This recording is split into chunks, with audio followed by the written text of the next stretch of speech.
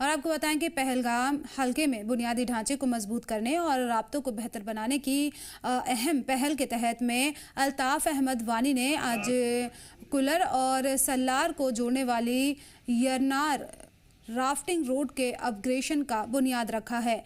ये अहम project public work department Pahalgam की निगरानी में करीब 9.5 करोड़ रुपए की लागत से तैयार किया गया, जिसका मकसद मौजूदा सड़क को जदीद और बेहतर सड़क में तब्दील करना है, जिससे लोगों और सयाहों दोनों को फ़ायदा पहुंचेगा। इस मौके पर एमएलए अल्ताफ अहमद वानी ने कहा है कि मजबूत सड़क ढांचा तरक्की और बेहतर कनेक्टिविटी की बुनियाद है। उन्होंने कहा है कि इस सड़क की मरम्मत और तोसी से मकामी लोगों की आवाजाही आसान होगी, साथ ही मशहूर राफ्टिंग पॉइंट्स और दिलकश सैरगाहों तक पहुँच भी बेहतर बनेगी।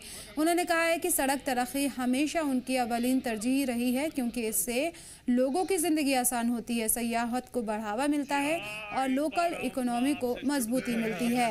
आपको बता दें कि यन्नार राफ्टिंग रोड कुल्लर सल्लार समेत कई गांवों को जोड़ने वाला अहम रास्ता है और पहलगाम आने वाले सयाह एडवेंचर खेलों, खासकर रिवर राफ्टिंग के लिए इसी रास्ते का इस्तेमाल करते हैं। सड़क तैयार होने के बाद सफ़र ज़्यादा महफूज, तेज़ और आरामदेह होने की उम्मीद है। ये जो रोड था ये एक दीनी नमाज थी। आप भी इसी रोड से गुजरते हैं, सारे लोग गुजरते हैं। ये दुश्नीपोरा खोड़ीपोरा की एक लाइफ लाइन है। आज इस रोड को यूनिट से सलर तक अपग्रेड करना और यूनिट से कोलर तक इसको अपग्रेड करना, ये मेरे लिए एक ज़ाती ख्वाहिश थी कि ये रोड मैं कब करूं, क्योंकि जब भी मैं यहाँ से गुजरता था मुझे खुद भी शर्म आती थी, कितनी रोड की हालत खराब हुई थी। मैंने इसको किया था 2015 में जब मैं अपोजिशन में था, लेकिन तब भी मैंने इसको उस वक्त थोड़ा अपग्रेड किया था, लेकिन उस लेवल का नहीं हुआ था जिस लेवल का ये होना चाहिए। क्योंकि आप देख रहे हैं कितने रेस्टोरेंट्स, कितने होटल्स यहाँ बन रहे हैं, तो ये लोकल्स के लिए बहुत बड़ा रोजगार है।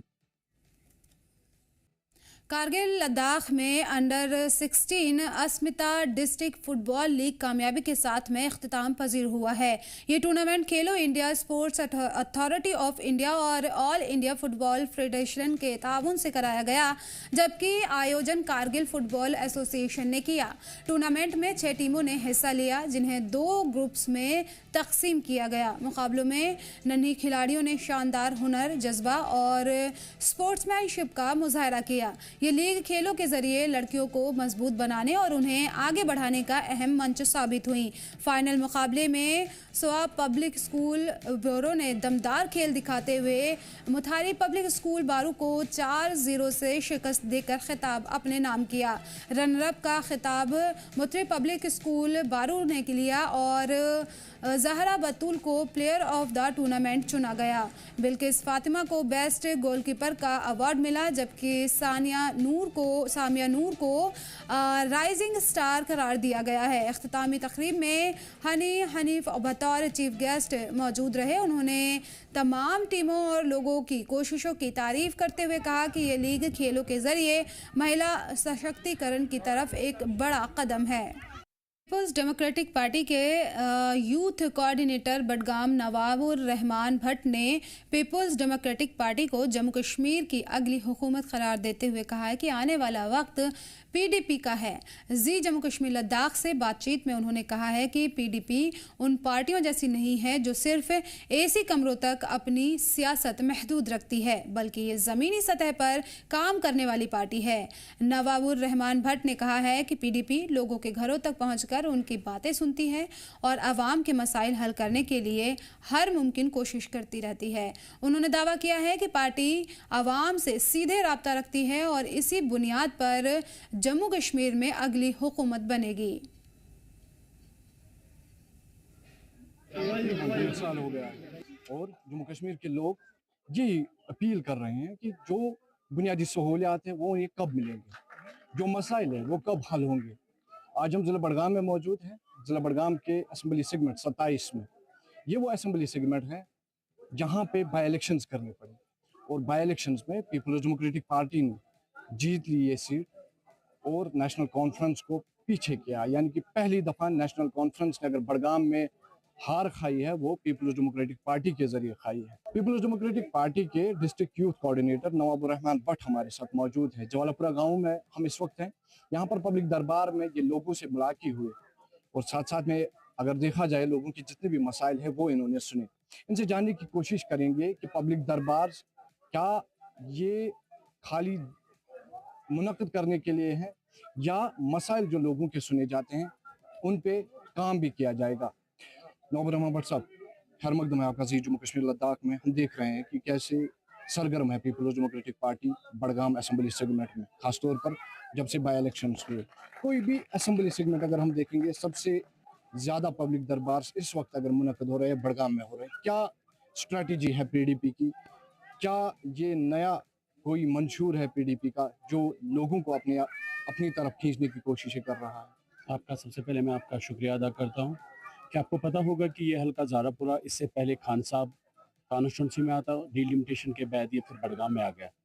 लेकिन आपने देखा होगा जिस तरह हम इलेक्शन के पहले लोगों के पास वोट मांगने गए हैं, इसी तरह हमने एक प्रोग्राम चलाया है अवामी दरबार। हम इधरी से लोगों के पास जाते हैं कि ताकि लोगों के मसले मसाइल सुने।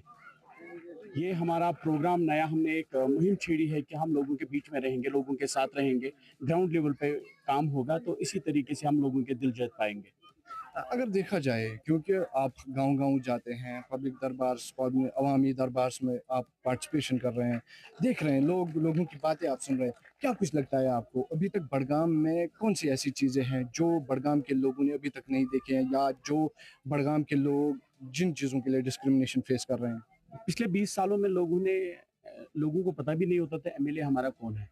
और फिर जाने की बात नहीं, आप जहाँ भी आप जाओगे कि हमने आज ओमपुरा में, गोगू में या जालापुरा में बहुत जगह हमने एक अवामी दरबार किया है। लोगों ने हमें आते ही पहले मुबारकबाद किया कि हमने जीतने के बाद पहले किसी एमएलए को देखा जो गांव में दोबारा टर्न करके आया है।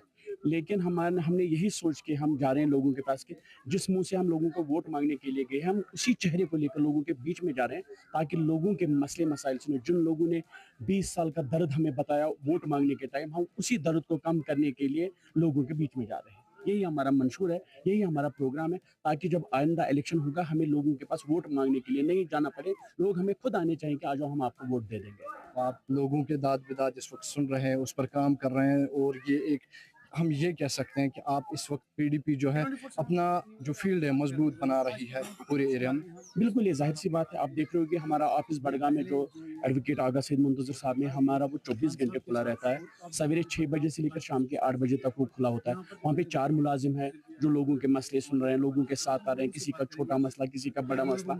हम यही कोशिश है हमारी लोगों के जो 20 साल का दर्द है या 30 साल का दर्द, उनको कैसे कम किया जाए। तो हमारी कोशिश है इंशाअल्लाह रहमान यही है कि पीडीपी का अपना एक मंशूर है लोगों के साथ जुड़े रहना। आप देखोगे हमारी पार्टी सदर महबूबा जी या हमारे जितने भी एमएलए हैं वो लोगों के साथ ग्राउंड लेवल पर होते हैं। तो इसीलिए यही कोशिश है कि जो लोगों ने यहाँ पे सितमगरी देखे उसी को किस तरह काम किया जाए। अतबाद भी पीडीपी ने शुरू की है, लोगों के मसाइल सुने जाते हैं, डिफरेंट जॉनर्स या डिफरेंट डिसिप्लिन से लोगों को लाया जाता है, उनकी बातें सुनी जाती हैं। पीडीपी की चीफ भी वहाँ पर मौजूद होती है। तो नई स्ट्रेटजीज पीडीपी के सामने आ रही हैं। आगे आने वाले इंतखाबात में क्या लग रहा है आपको? हम सियासत को चेंज करना चाहते हैं। हम जो ये सियासत लोग एसी दफ्तरों में करते थे, हम इसको चेंज करके ग्राउंड में लाएंगे। हम देखेंगे इंशाल्लाह हमारे साथ बात, इंशाल्लाह रहमान नई सरकार पीडीपी होगी, ये मेरा आपसे वादा रहा इंशाल्लाह। चलिए, शुक्रिया हमारे साथ बात करने के लिए और इतना वक्त देने के लिए। नाज़रीन, नवाबुर रहमान भट्ट जो कि यूथ कोऑर्डिनेटर हैं पीपल्स डेमोक्रेटिक पार्टी के बड़गाम से, उन्होंने कहा कि पीडीपी वो पार्टी नहीं है जो एसी के कमरों में रहकर जो फैसले लिए जाते थे या लोगों के मसाइल सुने जाते थे। पीडीपी वैसी पार्टी है जो ग्राउंड में जाकर लोगों के मसाइल सुनती है, लोगों की बातें सुनती है और उनका जाला ढूंढती है। चलो, बड़गाम के जवालापुरा से मैं जी जम्मू कश्मीर लद्दाख के लिए नूर। गांदरबल पुलिस ने यूथ एंगेजमेंट और कम्युनिटी आउटरीच पहल के तहत में मुनाकिद फुटबॉल टूर्नामेंट का शानदार इख्तिताम किया है। गवर्नमेंट फिजिकल एजुकेशन कॉलेज गडूरा में ग्रैंड फिनाले के साथ में किया गया है। टूर्नामेंट में ज़िले भर की 16 टीमों ने हिस्सा लिया है। दिलचस्प फाइनल मुकाबले में पैशन पीसी ने कम्ब्रोड FC को 5-1 से हराकर ट्रॉफी अपने नाम कर ली। प्रोग्राम के दौरान में डॉक्टर शौकत हुसैन, उमर इरफान, अल्ताफ़ खान समेत कई जो अहम शख्सियात थी वो मौजूद रहीं। इसके अलावा ज़िला पुलिस, स्पोर्ट्स महकमे के सिविल सोसाइटी और बड़ी तादाद में जो नाजरीन थे उन्होंने मैच का लुत्फ़ उठाया। अफसरान ने कहा है कि जम्मू कश्मीर पुलिस खेलों के फ़रोग़ और पुलिस अवाम रिश्तों को मजबूत करने के लिए हमेशा पुरअज़्म है। जीतने वाली और रनर अप टीमों को ट्रॉफ़ी, नगद इनाम और स्पोर्ट्स यूनिफॉर्म, मेडल और एप्रिसिएशन लेटर दिया गया। इस पहल को नौजवानों को खेलों से जोड़ने की कोशिश के तौर पर खूब तारीफ मिल रही है। आज टूर्नामेंट खिलाया जा रहा है डिस्ट्रिक्ट पुलिस लाइन गांदरबल की जानिब से, और ये पिछले 5 साल से ये सोचते थे, लेकिन आज उन्होंने कराया है क्योंकि जो यहाँ पे मंशियात है, मंशियात लड़के उनसे दूर रखना है, तंदुरुस्ती अपने के लिए है।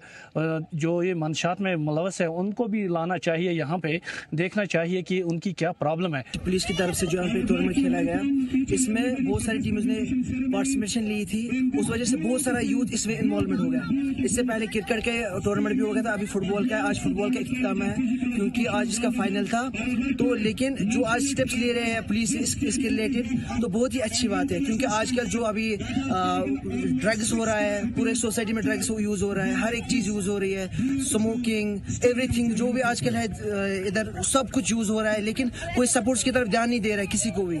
जब बच्चा आगे बढ़ते हैं तो वही देश का, मुल्क का नाम रोशन करते हैं। तो उस सिलसिले में जो पुलिस डिपार्टमेंट ने आज यहाँ पे जो सिविक एक्शन प्रोग्राम के तहत एक टूर्नामेंट ऑर्गेनाइज किया था, जहाँ पे 8 टीमों ने पार्टिसिपेट किया है। तो अल्टीमेटली आज फाइनल मैच था। तो उस फाइनल मैच में जो आज हमें देखने मिला, टैलेंट देखने मिला, तो उस टैलेंट को यहाँ पे और अपॉर्चुनिटीज़ देने की ज़रूरत है। मैं ये बताऊँगा कि जम्मू कश्मीर पुलिस पिछले कई सालों से सिविक एक्शन प्रोग्राम के तहत बहुत सारे प्रोग्राम्स मुनक़्क़द कर रहे हैं, जिसमें कम्युनिटी पार्टिसिपेशन होती है, एक ब्रिज बनता है, लोगों के साथ एक रिश्ता बन जाता है। और उसी कड़ी में आज यहाँ पे फुटबॉल टूर्नामेंट का फाइनल खेला गया। उसमें आप लोगों ने देखा होगा कि बड़े सारे लोग यहाँ पे जमा हुए थे, बड़े सारे लोगों ने एंजॉय किया। और बड़ी बात यह है कि इसमें पार्टिसिपेशन ऑफ टीम जो बहुत अच्छी रही और लोगों ने दिल खोल कर बड़ा चढ़ा के इसमें एंजॉय किया। जम्मू के तवी रिवर फ्रंट में बनी कृत्रिम झील को लगातार जारी रखने की मांग को लेकर साबिक मेयर राजेंद्र शर्मा कई साबिक काउंसलर्स के साथ रिवर फ्रंट के मुहाने पर पहुंचे। इस मौके पर साबिक मेयर राजेंद्र शर्मा ने कहा कि 250 करोड़ की लागत से रिवर फ्रंट और लेक बनाई जानी थी, लेकिन अभी तक सिर्फ 2 मरतबा तवी नदी में पानी रोक बोटिंग करवाई गई, जिससे लगातार जारी रखना था। लेकिन अब के सूरत हाल ये है कि तवी में पानी रोका नहीं गया है, जिसकी वजह से रिवर फ्रंट पर कोई एक्टिविटी नहीं चल रही है। वहीं पूर्व पार्षदों ने कहा कि पिछले साल फ्लड की वजह से तवी नदी का बेड ऊंचा हुआ, जिसकी वजह से तवी में सही पानी नहीं रोका जा सका। इस मौके पर पार्षदों ने कहा, नगर निगम स्मार्ट सिटी के अफसरान अपनी मनमानी करते हैं, जो जम्मू के लिए अच्छा नहीं है।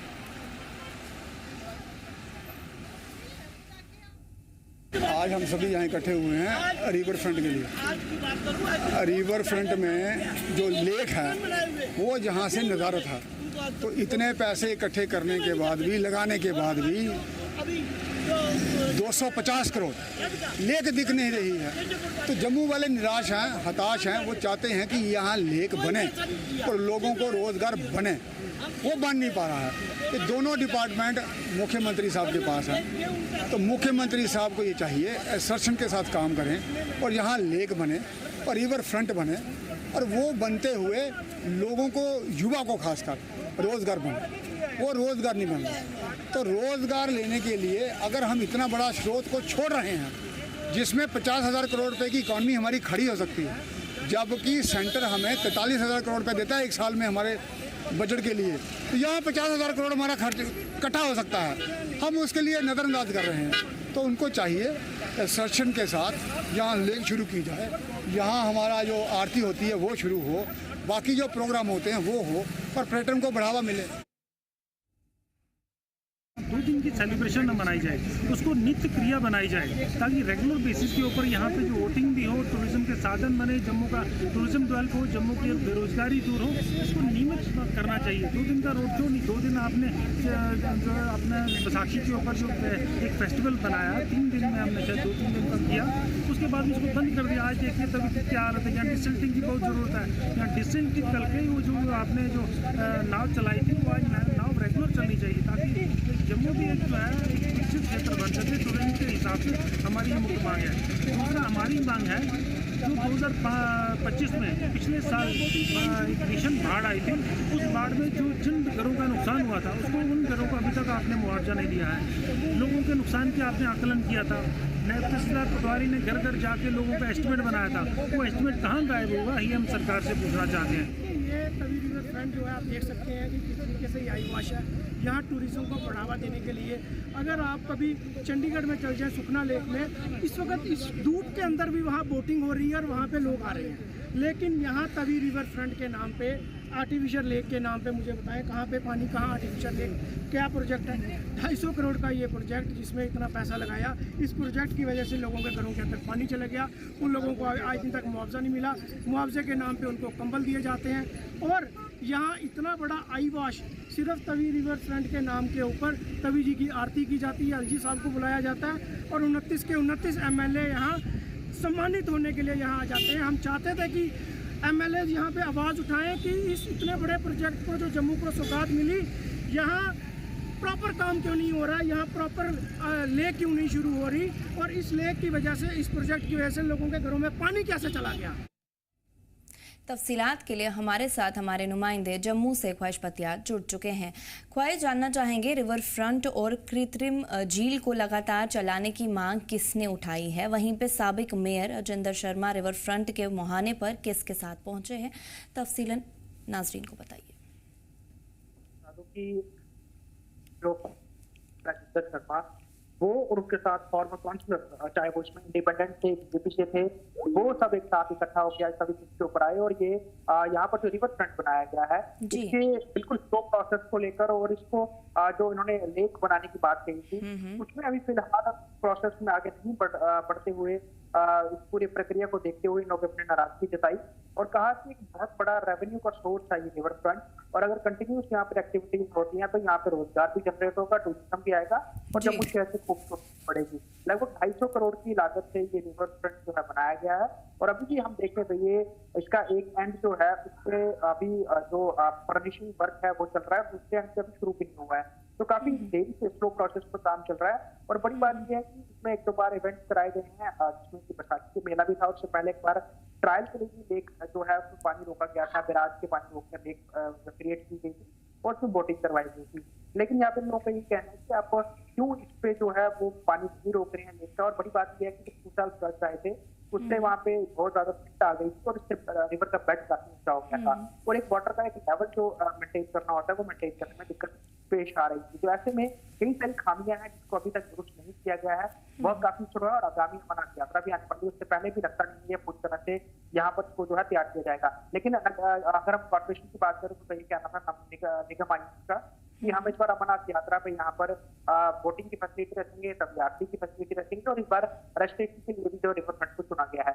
मोरोवर अभी वक्त है यात्रा शुरू होने में, लेकिन फिलहाल यहाँ पर ये जो काउंसलर और फॉर्मर मेयर इकट्ठा हुए थे, यही कहना था कि बहुत ज्यादा गैप्स है और उमर अब्दुल्ला के पास खुद जहाँ पर टूरिज्म विभाग है और जम्मू के टूरिज्म स्पॉट्स को बिल्कुल एंडोर्स नहीं कर रहे हैं, बिल्कुल ख्याल नहीं रख रहे हैं और ना ही इसकी गति की तरफ ध्यान रखते हैं। तो ऐसे में उन्होंने उमर अब्दुल्ला को घेरते हुए ये कहा कि उनके पास ये अपने विभाग है और वो देखें कि क्यों इतने ढीले बस्ते में काम चल रहा है और क्यों अभी तक जो है लेक कंटिन्यूस को जो है वो नहीं यहाँ पे कंटिन्यू किया है। जबकि हम चंडीगढ़ के सुखना लेक से कंपेरिजन करें तो वहां पर लोग लेक के किनारे भी जाते हैं, बोटिंग भी होती है, बड़ा अट्रैक्शन भी है। तो जम्मू को क्यों इतना स्लो प्रोसेस में यहाँ पर इस प्रोजेक्ट को जो आगे बढ़ाया जा रहा है और जो लोग ढीला काम कर रहे हैं गति क्यों नहीं तेज करवाई जा रही है। ओवरऑल कई सारे इल्जाम उन्होंने लगाए और इसको लेकर ये वहां पर एक साथ इकट्ठा भी हुई है जम्मू।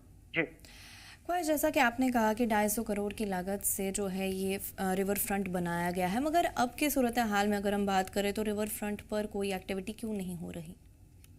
फर्शीता मैं आपको बता दूं कि जो इसका लेफ्ट बैंक है वहाँ पर फर्निशिंग का काम चल रहा है, यानी कि स्टोन लग रहे हैं, प्लांटेशन हो रही है और लोग क्योंकि क्या एक बहुत ज्यादा उत्साह भी है रिवर फ्रंट को लेकर।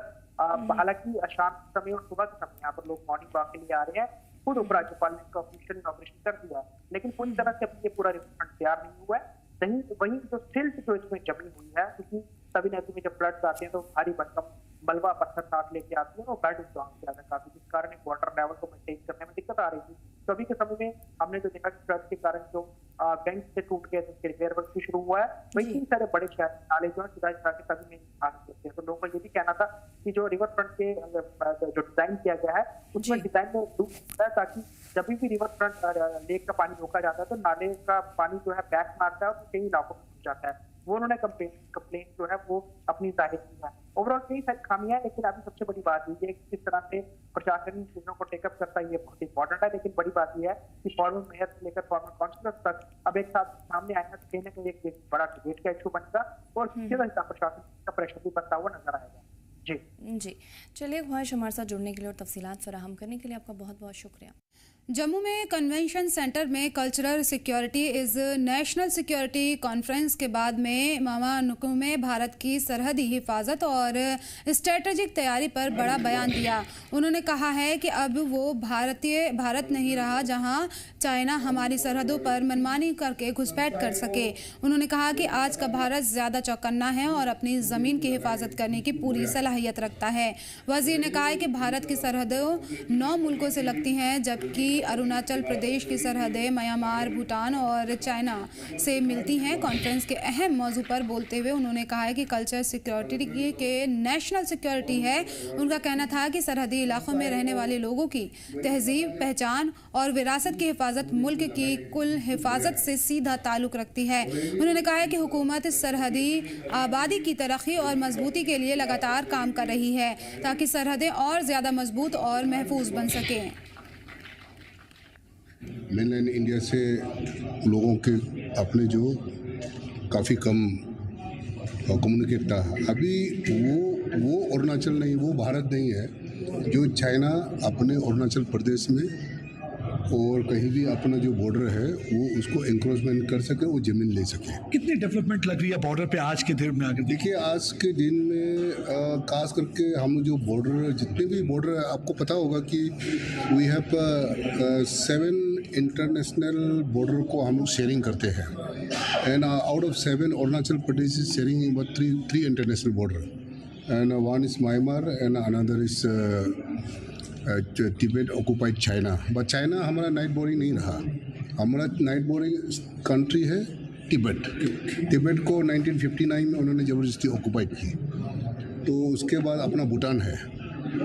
तो इसमें अभी भारत सरकार ने माननीय प्रधानमंत्री जी के नेतृत्व में, माननीय गृह मंत्री जी के नेतृत्व में जो वाइब्रेंट विलेज के स्कीम के तहत जो रोड नहीं है, इंफ्रास्ट्रक्चर नहीं है, जो लोग वहाँ से आकर जो बसे हुए हैं उन लोगों को पूरा वो स्कूल बना दिया जा रहा है।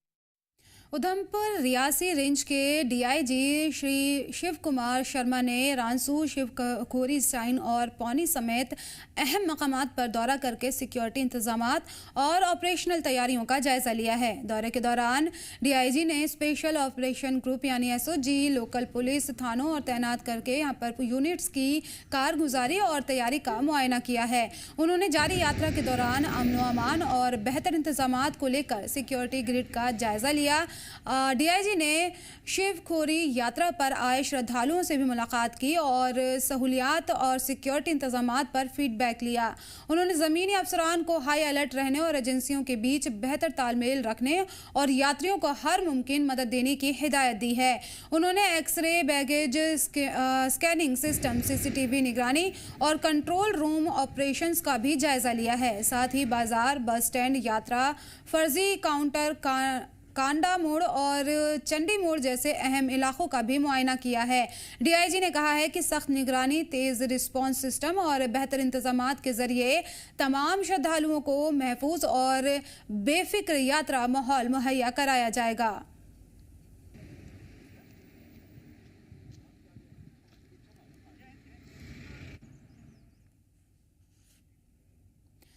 जम्मू कश्मीर अंजुमन शायन शिया के सदर आगा सैयद हसन मौसवी अल सफावी ने कश्मीर में बढ़ते नशे के इस्तेमाल को खामोश तबाही करार देते हुए कहा है कि ये समाज की अखलाकी और सामाजिक बुनियादें खासकर नौजवान नस्ल के लिए बड़ा ख़तरा बन चुका है। मरकज़ी इमामबाड़ा बडगाम में एक इज्तिमा जो था उसमें खिताब करते हुए आगा हसन ने कहा है कि ड्रग का बढ़ता जाल सिर्फ समाजी मसला नहीं बल्कि पूरी नस्ल के मुस्तकबिल से जुड़ा गहरा बहरान है। खिलाफ ट्रायल जो शुरू हुआ है, मैं अपने तरफ से और पूरे आवाम के तरफ से इसको भरपूर तायीद करता हूँ। इसकी बहुत ज़रूरत है। अगर हम आज ये समझ नहीं पाए, आइंदा नस्ल हमें माफ़ नहीं करेगा। ज़रूरी है इस पर काबू पाया जाए, इससे नशे से पूरे माशरे को पाक किया जाए, साफ किया जाए और जवानों को इससे दूर रखने की भरपूर कोशिश करें और नौजवानों को तालीम में लगाने की ज़रूरत है। इसी तरह हमारा माशरा सुकोर होगा, हमारा माशरा कामयाब होगा जब हमारा जवान पढ़ा लिखा होगा, पढ़ाई में आगे बढ़ेगा, उसी से मुल्क भी तरक्की करेगा, हमारा माशरा भी तरक्की करेगा। फिलहाल इस बुलेटिन में इतना ही। मुझे दीजिए इजाज़त और आप देखते रहिए ज़ी जम्मू कश्मीर लद्दाख।